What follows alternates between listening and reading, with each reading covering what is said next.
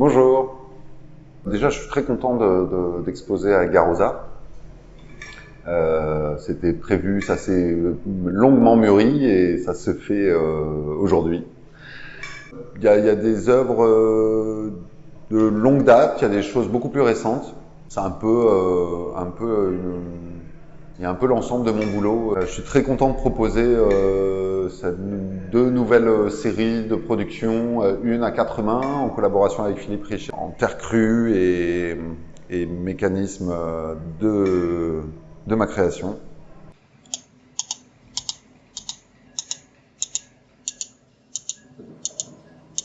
Et une nouvelle série, Cœur autonome. Donc voilà, c'est cette petite sculpture qui date de 2009, donc ouais, il y a déjà quelques temps.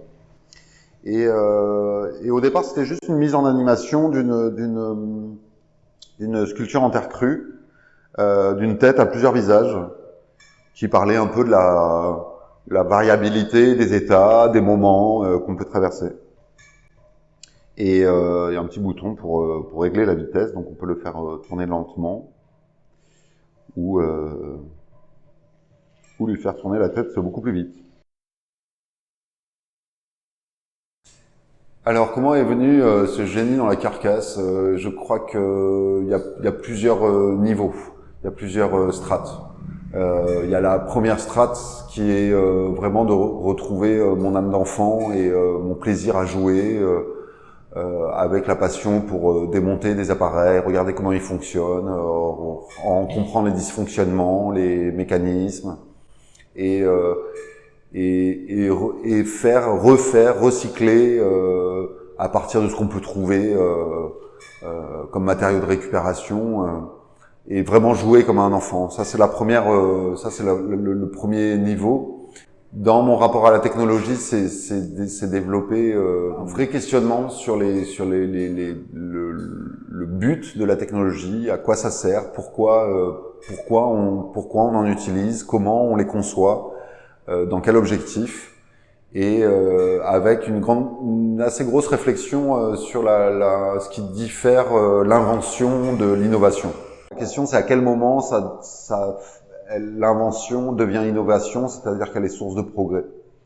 Et donc, j'ai une réflexion là-dessus. Et puis, dans ma production, je prends la chose un peu à l'absurde. J'en ai même récemment développé le concept de connerie artificielle pour prendre le contre-pied un peu de la performance technologique. Je crois que sur ma pratique, il y a vraiment une question de comment produire quelque chose qui nous apparaît vivant. Le fait que j'utilise des appareils obsolètes. Donc il y a une question de mort de l'objet déjà, des matériaux que j'utilise. Et je recrée des choses animées. Et le fait quand le public se retrouve face à quelque chose qui prend vie, ou qui évoque l'idée que ça prend vie, beaucoup de recherches d'aléatoires dans les mouvements mécaniques ou dans les interactions. Donc ça nous renvoie à notre propre finitude. Ouais, la palpitation des anciens. J'ai cherché un cadre et je suis tombé sur ce vieux cadre dans lequel il y avait une photo ancienne que j'ai hérité, on va dire, et je ne connais absolument pas l'histoire. Et donc je me suis dit, ben en fait, je vais refaire vivre cette photo. Je ne sais pas d'où elle vient, je ne sais pas quel lien exact j'ai avec celle-là, mais c'est quelque chose qui m'a été hérité. Et puis avec la petite, je peux vous l'allumer.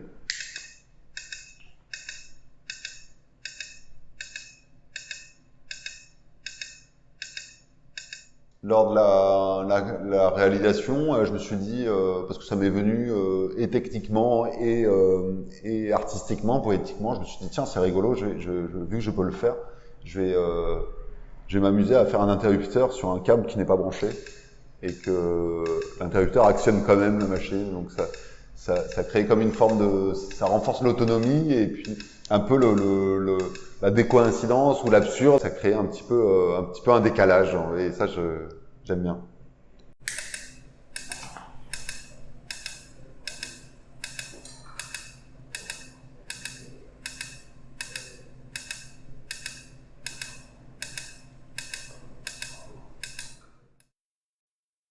par le biais de sculptures sonores, donc vraiment d'œuvres d'art d'expo au départ. Des sculptures musicales. Suite à des rencontres avec des musiciens, des musiciennes qui ont eu qui ont été très touchés par les qualités sonores et acoustiques et musicales de mes sculptures, et s'est développé des projets musicaux avec ça.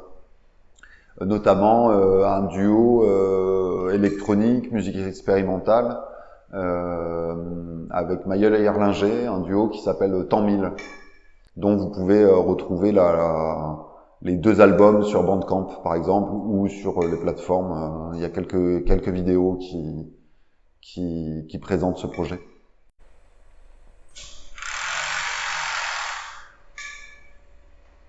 Ce sera le mot de la fin. Ouais. Merci Lièvre. Avec plaisir.